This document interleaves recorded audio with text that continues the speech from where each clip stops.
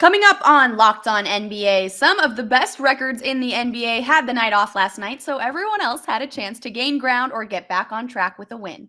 Our Locked On NBA hosts are in with everything you need to know from around basketball last night on Locked On Now NBA.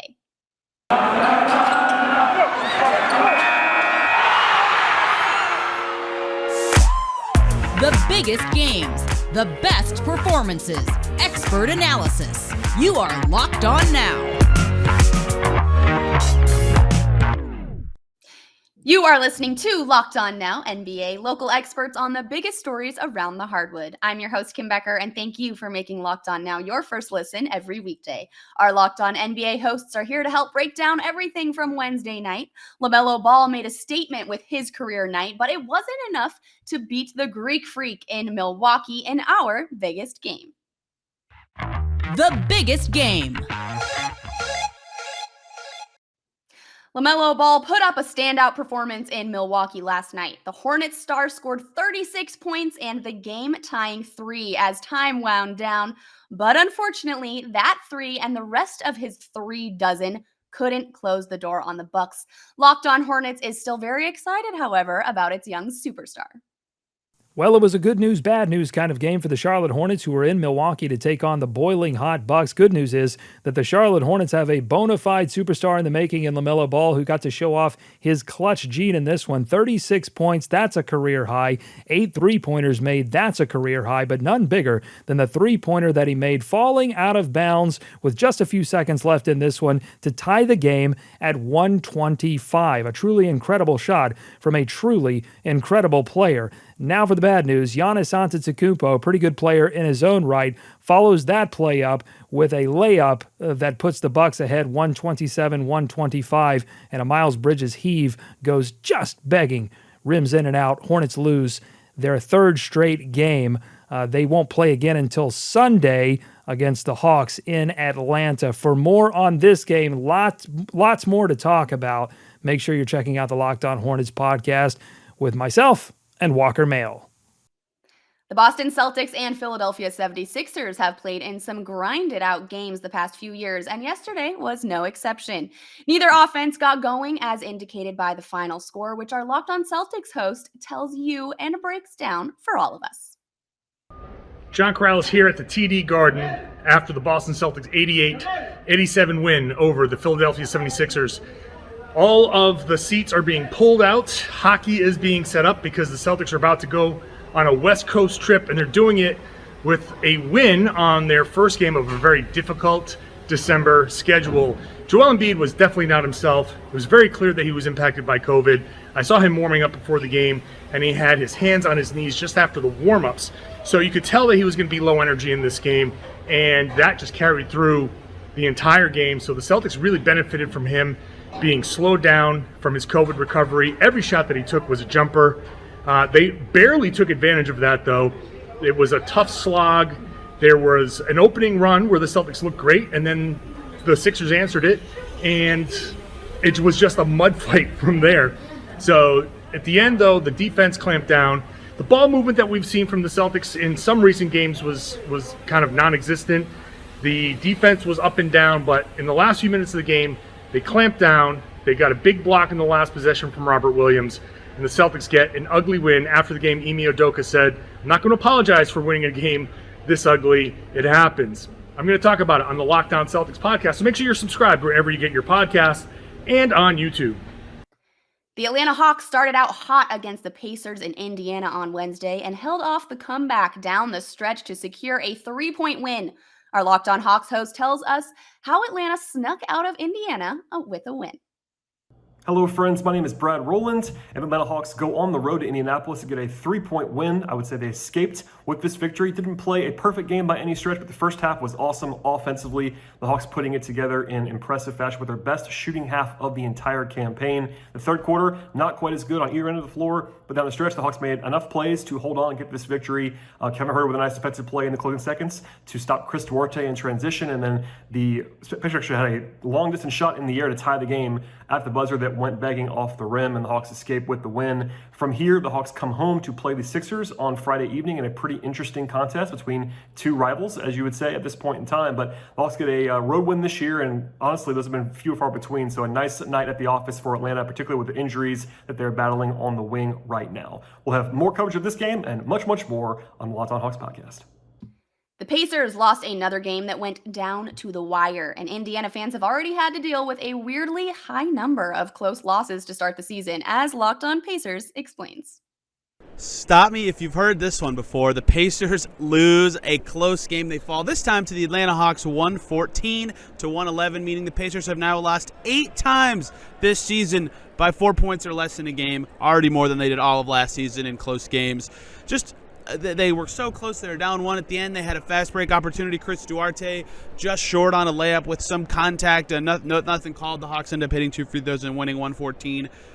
It's just the same story for the Pacers. They play pretty well for a lot of the game and have 1 or 2 really crummy stretches, and they can't make up for those stretches. They actually had decent balance tonight. Guys played pretty well. 2 guys in double digits or in over 20 points, and Brogdon at 27 and Sabonis at 22, but just not enough to beat this Hawks team. Trae Young was very good once again with 33 points and 10 assists and 8 rebounds. He almost had a triple-double, but the Pacers still had a chance at the end to win it, and they couldn't quite pull it off. It's just been the story of their season. We'll break it all down and these close games on tomorrow's Locked On Pacers podcast. Coming up next, the Cavs won in Miami for the first time in a long time, and the Mavericks wrecked the Pelicans in New Orleans. This is Locked On Now NBA. This holiday season, why don't you guys grab a protein bar that tastes like a candy bar, or even better than a candy bar? Built Bar is filled with so much holiday goodness, rich with decadent flavor, covered in chocolate, but amazingly low in calories, sugar, net carbs, and fat, and high in protein. You have to get a Built Bar, you guys. They are delicious and they are healthy. They give you the extra fuel that you need to bust down those mall doors and battle all the holiday shoppers. Or if you're just standing in endless shopping lines, you have a snack with Built Bar, and you need to have one with you at all times. It is going to just be your little extra something, or it's going to keep you going. Throw one in your jacket or your purse. You never know when you're going to need it. People are so passionate about their favorite flavor, you guys, too. There are so many different ones. They'll fight for it. And these things could get out of hand. So because it's the season of peace and love, don't bring your favorite Built Bar at family parties.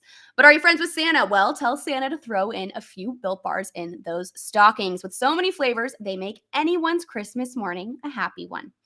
You want to cozy up with something warm. Also, this is a holiday secret here, you guys. Dip your Built Bar into a piping hot cup of cocoa. Let it melt a little and give your beverage a bit of that Built Bar flavor. Plus, you'll have a nice melty Built Bar to go with it. But make sure you have a couple napkins on hand because these things will get messy. Like I said, all chocolate. Like some of those marshmallowy treats around the holidays, well, you need to get your hands on Built Bar Puffs. They're light, they're fluffy, and they're marshmallowy through and through. Different flavors, all covered in chocolate. Tastes so good, you won't believe that they're filled with protein. Go to Built.com and use our promo code LOCKED15 to get 15% off your order. Welcome back to Locked On Now NBA. I'm Kim Becker, and the Dallas Mavericks scored a ton of points yesterday. The output more than beat the Pelicans and earned our best performance of the evening. The best performance. Hold up. Luka Doncic came out on fire for the Dallas Mavericks, and the rest of the team followed suit against the New Orleans Pelicans last night. Dallas finished the night with 139 points, which is a lot of scoring for our Locked On Mavs host to tell you about. The Dallas Mavericks take down the New Orleans Pelicans. Luka Doncic sets the tone. Nick Angstead from the Locked On Mavericks podcast here. The Dallas Mavericks coming off their worst loss of the season against the Cleveland Cavaliers at home, needed a bounce back win, and it was too bad for the New Orleans Pelicans that it happened on this night to them. Luka comes out in the first quarter, 18 points, 6 assists in the first quarter. The Mavericks had a 41-23 lead right there and basically never looked back. The Mavericks were hitting shots. They were finally hitting their open threes. The Mavericks 18 of 34, 53% from three, an incredible rate. They also shot 68.7% from the field, almost 70%, almost a record-breaking night for the Dallas Mavericks. But it was Luka Doncic coming out, being aggressive, trying to score, hitting his threes, hitting his inside shots, all kinds of things. Luka came out and said, "We're not losing like that again." And he put the team on his back, an incredible move. Jason Kidd also changed the starting lineup, moved Reggie Bullock back in the starting lineup. Dwight Powell back in the starting lineup, Tim Hardaway to the bench. Lots to unpack there. We'll break it all down on tonight's Locked On Mavs. Let's go around the league. The Orlando Magic beat the Denver Nuggets yesterday and snapped a 7-game losing streak by doing so. Our Locked On Magic host says Orlando used its strength on defense to shut down the Nuggets.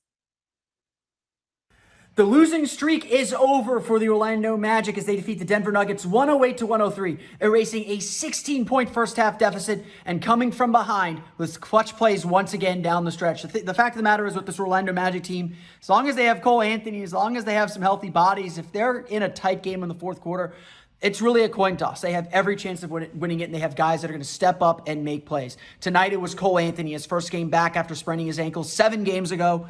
He missed the last 6 games. Really poured in a triple-double with 24 points, 8 rebounds, and 7 assists. Made some big plays throughout the entire second half to get the Magic back into the game and then to get them the win. Franz Wagner hit a step-back three-pointer, showing a lot of poise down the stretch with the ball in his hands. The rookie, just always in the right place, made big plays to make sure the Magic got the 3-point win, or got the 5-point win, got the 3-point lead, then got the 5-point win. And Wendell Carter, it's not going to show up in the box score. He stonewalled Nikola Jokic. He played man-to-man with the MVP. But really the key to this game was how the Magic changed their defense in the second half. They played with a lot more energy, a lot more aggression, a lot more discipline. And for a young team that wants to be about its defense and about its defensive pressure, that was always the catalyst for them to get back into this game. This is not a team that's going to shoot very well. They were not good from beyond the arc. They really struggled with their three-pointers. But they can compete with anyone if they defend well. And that's exactly what they did to beat the Denver Nuggets. We'll have more on Locked On Magic coming up in a little bit. We'll see you then.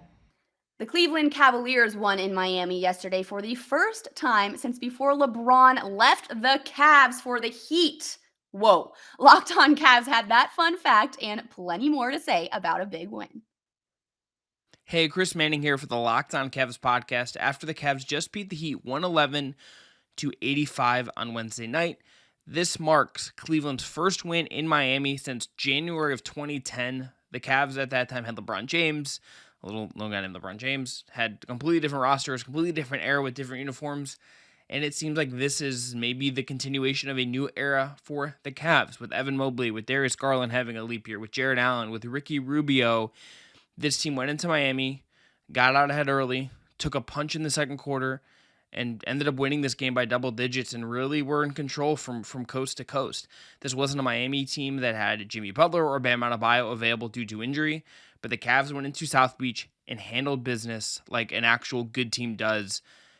Again, it's not a full-strength Heat team, a Heat team that could make a real finals run, but nonetheless, this is one of the more impressive wins of the Cavs season, and check your notebooks in history. The Cavs just won in South Beach for the first time in a decade. The last time the Cavs won in South Beach, Evan Mobley was 10 years old. Just think about that one for a second. For more, check out Locked On Cavs wherever you get your podcasts.